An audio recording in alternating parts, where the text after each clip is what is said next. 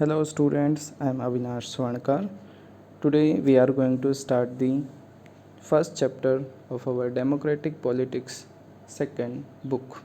Chapter title is Power Sharing. In this chapter we will learn about the importance of power sharing and the different forms of power sharing. Chapter starts with two stories. One is related with Belgium and other one is related with Sri Lanka. So, first story is related with Belgium. Belgium is a small country in Europe with a population of over 1 crore, about half the population of Haryana. Belgium एक छोटा सा देश है Europe का, और इस देश की नेबरिंग कंट्रीज़ की बात करें तो फ्रांस, लग्जमबर्ग, जर्मनी और नीदरलैंड जो हैं इसके पड़ोसी देश हैं. जनसंख्या इसकी बहुत ही कम है, ये लगभग 1 करोड़ के आसपास, जो कि हमारे हरियाणा स्टेट की पॉपुलेशंस की भी आधी पॉपुलेशन के बराबर है. अगर यहाँ की जातीय संरचना की बात करें, एथनिक कंपोजिशन की बात करें, तो यहाँ पर 59% लोग जो हैं वो फ्लेमिश रीजन में रहते हैं. फ्लेमिश रीजन यहाँ है, ये फ्लेमिश रीजन, और इसमें जो भाषा बोली जाती हैं वो भाषा है डच भाषा यहाँ पर बोली जाती है. और दूसरा है वलोनिया रीजन. यहाँ पर ये जो रेड कलर है ये वलोनिया रीजन है, और यहाँ पर फ्रेंच लैंग्वेज बोली जाती हैं, जो कि टोटल पॉपुलेशन का 40% है. और जो 1% बचा है वो है जर्मन स्पीकिंग लोगों का, जो जर्मन भाषा बोलते हैं उन लोगों का. ये यहाँ पर जो जर्मनी के आसपास बॉर्डर वाले एरिया हैं. तो पूरी कंट्री में आपको मेन 3 भाषाएं दिखाई देगी, डच, फ्रेंच एंड जर्मन. 59% लोग डच लैंग्वेज में बात करते हैं, 40% फ्रेंच लैंग्वेज और 1% जर्मन लैंग्वेज में बात करते हैं. ये तो था होल कंट्री का एथनिक कंपोजिशन, जातीय संरचना.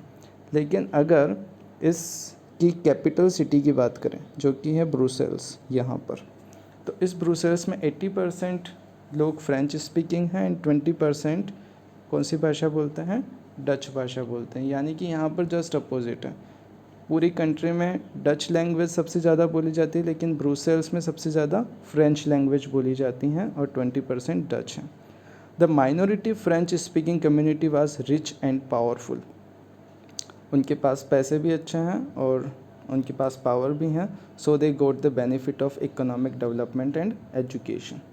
उनकी एजुकेशन फैसिलिटीज़, मतलब एजुकेशन ज़्यादा अच्छी हैं और इकोनॉमिकली भी वो ज़्यादा पावरफुल हैं. किनके कंपेरेटिवली, डच के comparatively. This created tensions between the Dutch speaking and French speaking communities during the 1950s and 1960s.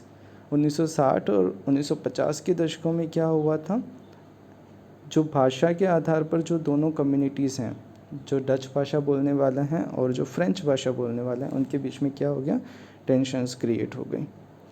अब ये जब टेंशन्स क्रिएट हुई तो इस प्रॉब्लम को सॉल्व करने के लिए वहाँ बहुत सारे अमेंडमेंट किए गए, कॉन्स्टिट्यूशनल अमेंडमेंट किए गए. अब ये कब हुए थे और उसमें क्या क्या प्रावधान रखे गए थे उनकी हम अगर बात करें तो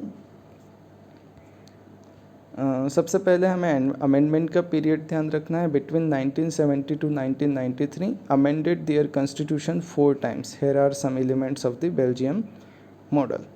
1970 से 1993 के बीच में 4 बार जो हैं कॉन्स्टिट्यूशन में बदलाव किए गए थे. और उनमें क्या बदलाव किए गए थे, फर्स्ट हैं, number of Dutch and French speaking ministers shall be equal in the central government.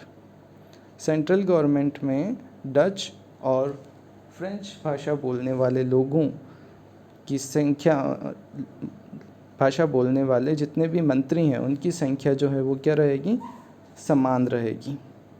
दूसरा, the state government are not subordinate to the central government. State government जो हैं वो सबऑर्डिनेट नहीं होगी सेंट्रल गवर्नमेंट की, यानी कि उसको अपने जितने भी निर्णय हैं वो लेने का अधिकार रहेगा. किसको, स्टेट गवर्नमेंट को. उसके बाद Brussels has a separate government in which both communities have equal representation. अब ब्रुसेल्स में 80% फ्रेंच थे और 20% जर्मन थे, 20% डच थे, लेकिन वहाँ भी ये व्यवस्था की गई। ब्रुसेल्स में एक अलग गवर्नमेंट होगी जहाँ पर फ्रेंच और डच स्पीकिंग जितने भी लोग हैं उनको बराबर रिप्रेजेंटेशन जो है वो मिलेगा। Fourth, apart from the central and state government, there is a third kind of government, that is community government. This community government is elected by people belonging to one language community, Dutch, French, German speaking, no matter where they live. This government has the power regarding cultural, educational and language related issues. तो जो सामुदायिक सरकार बनी है यहाँ पर, उसमें हम लोग ये देख सकते हैं कि एक ही भाषा बोलने वाले लोग होंगे। डच, फ्रेंच और जर्मन बोलने वाले समुदाय जो हैं, जो लोग हैं, चाहे वे जहाँ भी रहते हों, इस सामुदायिक सरकार को जो है वो चुनेंगे। तो इन्होंने बहुत अच्छे से इसमें सुझाव दिए कि कंट्री लेवल पर अगर मान लिया डच का नंबर ज़्यादा है, फिर भी उन्होंने इक्वल रिप्रेजेंटेशन दिया मिनिस्टर्स का। और ब्रुसेल्स में चाहे फ्रेंच ज़्यादा हों, लेकिन वहाँ पर भी इक्वल रिप्रेजेंटेशन हो गया। तो जो टेंशन्स बड़े लेवल पर होने वाली थी उसको उन्होंने क्या कर दिया, रोक दिया। लेकिन अब यही स्टोरी, अगर ऐसी स्टोरी पावर शेयरिंग से रिलेटेड स्टोरी हम अगर श्रीलंका की पढ़ते हैं तो यहाँ पर हमें कुछ अलग चेंजेस दिखाई देंगे। तो फर्स्ट श्रीलंका को हम लोग समझ लें। श्रीलंका जो है एक वो छोटा सा देश है जो इंडिया की नेबरिंग कंट्री है, और इस कंट्री की पॉपुलेशन लगभग 2 करोड़ के आसपास है। कितनी है? 2 करोड़ के आसपास है, और लगभग हरियाणा के बराबर इसकी पॉपुलेशन है। अगर इसके सोशल ग्रुप्स की बात की जाए तो 2 सोशल ग्रुप हैं। पहला है सिंहला और दूसरा है तमिल्स। 74% पॉपुलेशन जो है वो सिंहला लैंग्वेज में बात करती हैं, और 18% पॉपुलेशन तमिल लैंग्वेज में जो है वो बात करती हैं। अमंग तमिल देर आर 2 सब groups, Sri Lankan Tamils and Indian Tamils. तो तमिल्स में भी 2 ग्रुप हो जाएंगे, श्रीलंकन जो वहाँ के नेटिव तमिल्स हैं वो, और इंडियन तमिल्स जो इंडिया से वहाँ पर माइग्रेट हुए थे वो तमिल्स।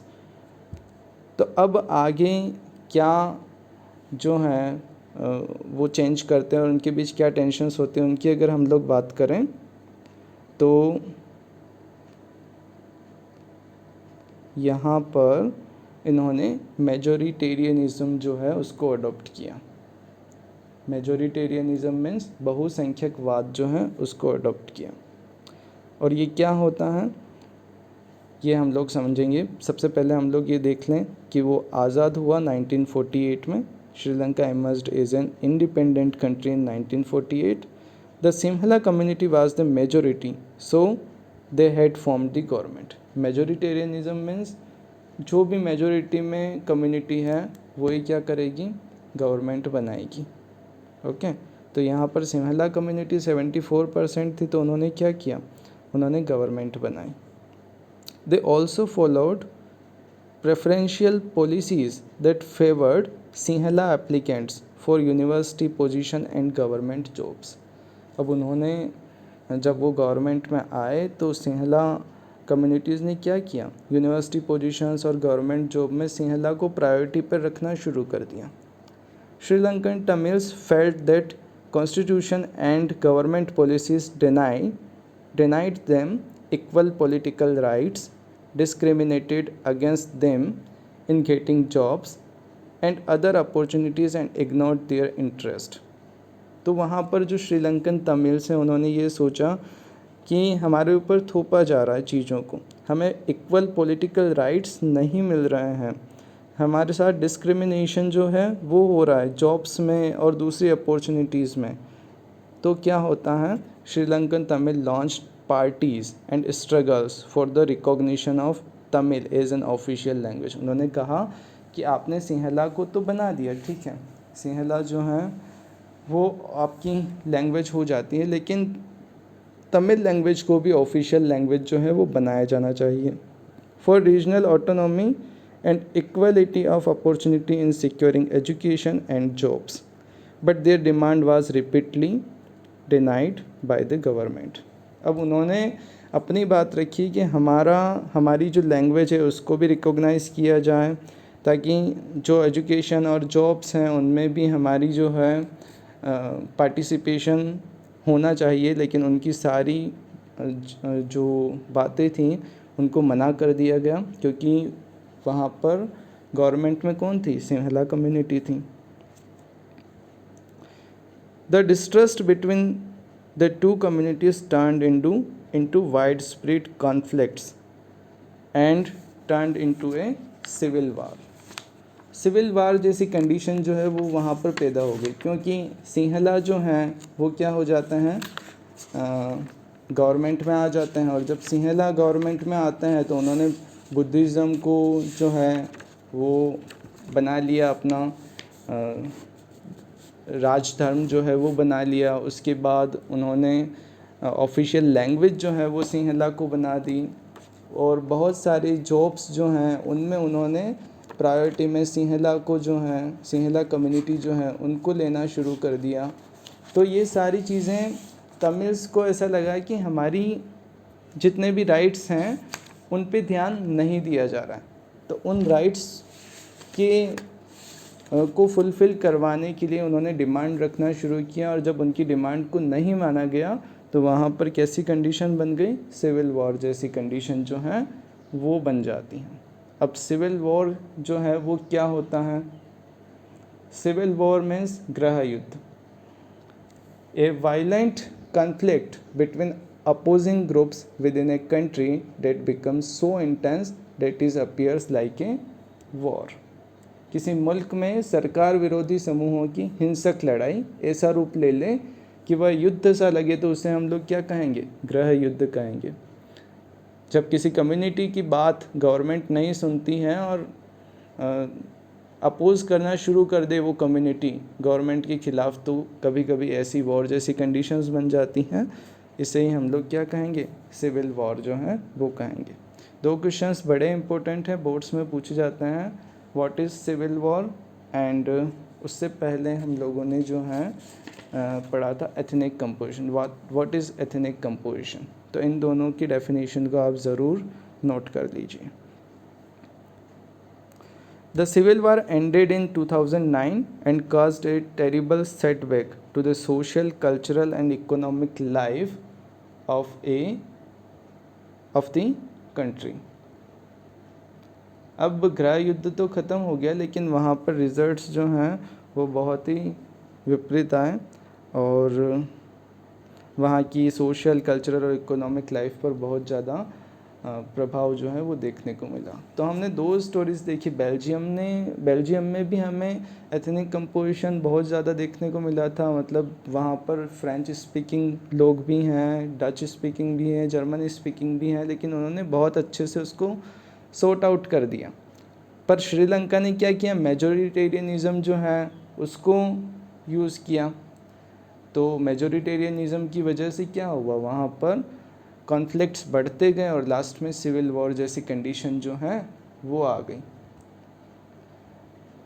तो पावर शेयरिंग जो है वो वास्तव में बहुत ही ज़्यादा ज़रूरी है, चाहे कोई भी कम्युनिटी नंबर में कितनी भी ज़्यादा क्यों ना हो।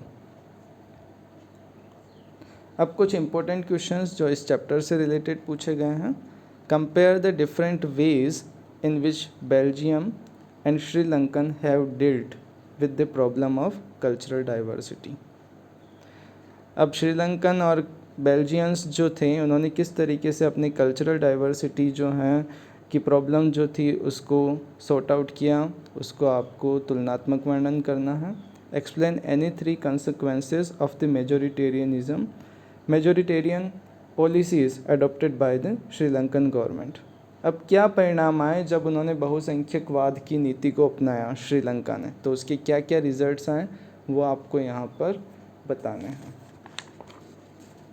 नेक्स्ट अब हम लोग जो हैं वो पावर शेयरिंग की आवश्यकता क्यों है, why power sharing is desirable, उसके बारे में स्टडी करेंगे और different forms of power sharing को स्टडी करेंगे।